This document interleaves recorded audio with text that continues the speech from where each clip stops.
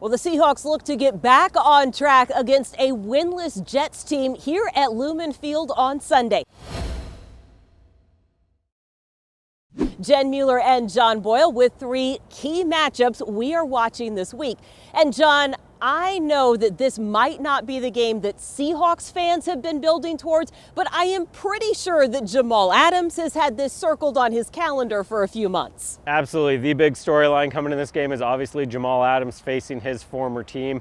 Look, it'd be a fun storyline just because of the connection there. He's a former first-round pick, but it's also a really important one because how much he means to the Seahawks defense. He leads the team in sacks, but he's also a guy they're going to ask to stop the run, to cover tight ends. He does it all in the Seahawks defense, and the Jets know that. They know him well, but that doesn't mean it's easy to beat him. He's so versatile and so talented. Look, Sam Darnold and the rest of that offense, they haven't had a great season, but they're coming off one of their better games, tied a season high in scoring, season high in yardage. Sam Darnold had 3 total touchdowns. You don't want to let a team like that get going, get some confidence early in the game. So Jamal Adams, the rest of that Seahawks defense, want to hit him early and get that defense rolling.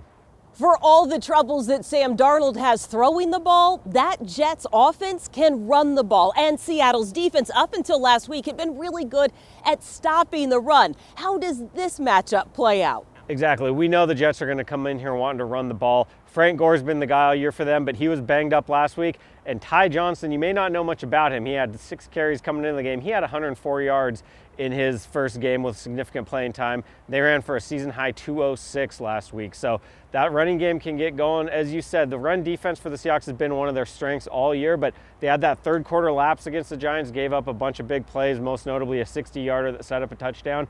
And unfortunately for the Seahawks, that was a big difference maker in a game they lost. So Seahawks just want to get back to playing that solid run defense they have all year, make Sam Darnold beat you, and try to make the Jets one-dimensional. The Seahawks don't know exactly what the Jets defense is going to look like, but here's what they do know, John. They need to get back to those explosive plays. That Jets defense is going to be a bit of a mystery with the change of defensive coordinator, but whatever the Jets are doing against them, the Seahawks need to get back the passing game that was so good for them early in the year. Russell Wilson and the rest of the passing game haven't quite been up to their high standard of late. Last week against the Giants, they had 5 explosive passes, which they define as 16 or more yards. That number by itself isn't too bad, 5 explosives, but none of them were longer than the 28-yard touchdown Russell Wilson threw to Chris Carson. So none of those big over-the-top plays to Tyler Lockett, DK Metcalf. This Jets defense should present some opportunities to get going. They're 31st in pass defense. They've allowed 69 explosives, which is 5th most in the NFL. So potentially a nice opportunity for this passing game to get back on track, start getting the ball downfield, test a young Jets secondary. They start one rookie at cornerback, a second-year guy at the other spot. So this could be the game we see Russell Wilson really get back on track. It is the Seahawks and Jets Sunday here at Lumen Field. You can listen to the game on the Seahawks Radio Network and read everything John Boyle has for you at Seahawks.com.